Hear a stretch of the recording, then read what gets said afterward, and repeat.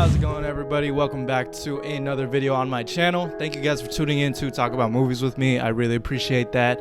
Today we're going to be talking about this week in movies. This is going to be a segment that I do, basically just rounding up all the news that we've gotten in the past week in the movie business. Without further ado, let's just jump right into it. Earlier this week we got news that Ben Affleck will be returning for Aquaman: The Lost Kingdom. Jason Momoa recently posted a picture on his Instagram of himself and Ben Affleck. Reports are also saying that these are reshoots because now that The Flash and Aquaman: The Lost Kingdom have switched spots, having Aquaman come out first before The Flash, Ben Affleck is supposed to, I don't know, be making some like post-credit scene or something to kind of set up his arc in the Flash movie. Most likely, I assume that he's just going to be Bruce Wayne. He's not really going to be Batman in this, but you never know. We'll see. Maybe he returns for another Batman appearance. You never really know. But we definitely can expect Ben Affleck to be in Aquaman 2. We've got some more DC news. Earlier today, Warner Brothers announced that they are canceling BATGIRL and, sadly, the Scoob sequel. Warner Brothers will be focusing more on theatrical events as David Zaslav wants to focus on the bigger spectacles rather than these HBO Max streaming service movies. And it makes a lot of sense because, I mean, Batgirl cost around $90 million to make, and the fact that they were putting that straight to streaming was actually ridiculous. If you had Batgirl just come out in theaters, I mean, it would have made their budget back for sure, and a little bit of them some. But if you just dump it straight onto HBO Max, you're not really getting that many subscribers more to watch Batgirl. Really, you have all those existing subscribers checking out Batgirl, and that's kind of it. This is definitely a super smart business move for Warner Brothers, especially now that David Zaslav is the head of the studio. He really wants to kind of focus up on the main components of the DC extended universe, and Batgirl kind of just wasn't one of them. Don't get me wrong though, I think it would have been kind of cool to watch this movie. You had the return of Brendan Fraser. He was going to play Firefly. You had the return of Michael Keaton. He was going to play Batman, and he was going to be working alongside Leslie Grace, the star of In the Heights, which I absolutely love that movie, and I was really excited to see that she got a leading role as a superhero. This could have been a really fun movie. However, it's a toss-up for me because, one, I don't want to see this movie get canceled. I don't want to see this movie get canceled. So many people have worked on it.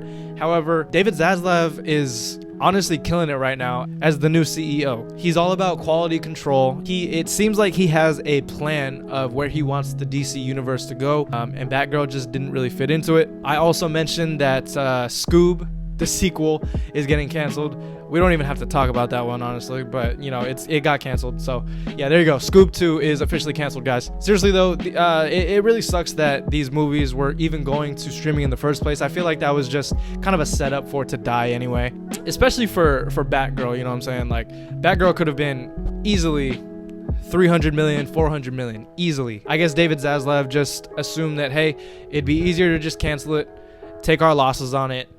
That's that. And then we can keep going on with our DC extended universe. What I'm really interested to know is, what are they going to cancel next? And that brings us to our second point, the future of the DCEU. Like I said, David Zaslav is the new CEO of Warner Brothers, and in turn, he is kind of implementing this new plan to get the DC universe back on track.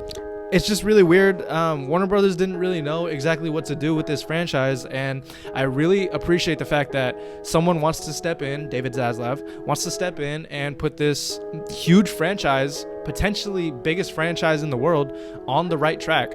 He's got the right idea. He's trying to get rid of all of these projects that don't really make sense and try to focus on the bigger stuff like Superman, like Wonder Woman, like Batman. I mean, even like, I think it was 2 weeks before the merger between Discovery and Warner Brothers were complete, they were going to make a Wonder Twins movie starring KJ Apa, and it was going to go directly to HBO Max. Yeah, that's really, really bad. And he shut that down quick. He also shut down a bunch of the CW shows, shut those down really quickly. And now, today, like I said, we got news that Batgirl has been canceled. So, I mean, you know, props to David Zaslav knowing what he wants to do with the future of the DCEU. It really does suck about Batgirl, I'm not gonna lie. But now what do we think about Blue Beetle? Blue Beetle is coming out. It's been shot. They talked about it going to theaters, but who knows? Maybe they could have changed their mind, saying, oh, I don't know, it doesn't fit into the rest of our plan. everything else now is kind of up in the air. Blue Beetle officially wrapped, so I mean, we already know that Warner Brothers isn't afraid to cancel a movie that's already done. They just did it with Batgirl. So I'm really curious to see what happens with Blue Beetle. I really hope they don't, because I love because I absolutely love Xolo Maridueña. Fuck, bro. I really love the kid from Cobra Kai, Xolo Maridueña. There you go.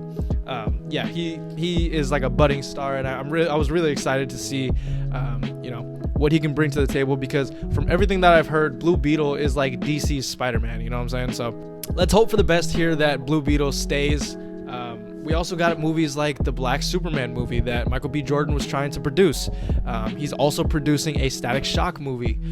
What is going to happen to these? We don't really know. We had a Green Lantern series coming to HBO. I wonder what's going to happen with that.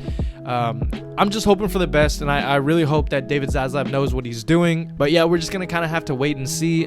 This next DC fandom is going to be very interesting to watch, because I want to see what they prioritize for the future of the DCEU. Next up in our movie news, we have probably, to me, the best movie of 2022 so far, Everything Everywhere All at Once. It has officially become the first A24 film to cross $100 million. The story of this movie is actually very interesting, because it wasn't that big of a box office hit at the time of its release. Slowly, the word of mouth started picking up, and it got an even wider theatrical release, and people just started flooding in. And honestly, I think I remember it being about a month old. It's been out for a month, and we just had gotten it at my theater, and that's when I watched it for the first time. People were talking about it like crazy for the next month. So this film definitely had some legs, and you can obviously tell because it became the first A24 film to make $100 million. And honestly, guys, the movie is fantastic. So for super big props to the filmmakers, and that's just an amazing movie. Yeah, man, this movie has, I think, like a $10 million budget. Honestly, huge success for this movie, and I don't think anybody really expected this movie to pop off like it did, because that word of mouth played a huge part in this movie's success. So, and the final piece of news that I got for you guys is actually about Everything Everywhere All at Once. Once again, the directors of the movie, Daniel Kwan and Daniel Scheinert, are actually signing a 5-year deal with Universal Pictures. Coming from The Hollywood Reporter, just as their film Everything Everywhere All at Once passes $100 million at the global box office, becoming the biggest commercial success for indie outfit A24, directors Daniel Kwan and Daniel Scheinert are signing a long-term pact with Universal. The duo, known as the Daniels, and their producer, Jonathan Wang, have inked a 5-year exclusive partnership with the studio. That's really cool, because if you guys didn't know, Jordan Peele had one of these deals as well, and Jordan Peele got to make 3 films for Universal Studios. So this duo has definitely proven that they can make a fantastic movie. I think Universal has a really nice opportunity on their hands to make amazing movies just like Everything Everywhere All at Once. I think it's a win-win for both the studio and the directing duo. On one hand, the studio is definitely going to make a lot of money because these directors are amazing at their job, and on the other hand, the directors are about to be flooded with money, and also they can pursue bigger and better projects now that they are with a bigger studio. I'm really excited to see what happens with the Daniels and their new partnership with Universal, but that's all the time I got for you guys. That's all the movie news that we covered in this video. Comment any of your comments down below and let me know what you guys thought about the video. If you guys like the content that I'm putting out, go ahead and subscribe to the channel down below. It really helps the channel out a lot. Don't forget to like the video and turn on those post notifications down below so you never miss another video that I put out. I'm going to be cranking videos out like crazy, so stay tuned for that, guys. I got a couple more videos coming out for you this week. Make sure you guys go down below and follow my TikTok. I post little day in the lives of small YouTubers and stuff like that. We're trying to get to 1,000 subscribers by the end of the year, so let's shoot for that. And until next time, guys, I will catch you in the next video.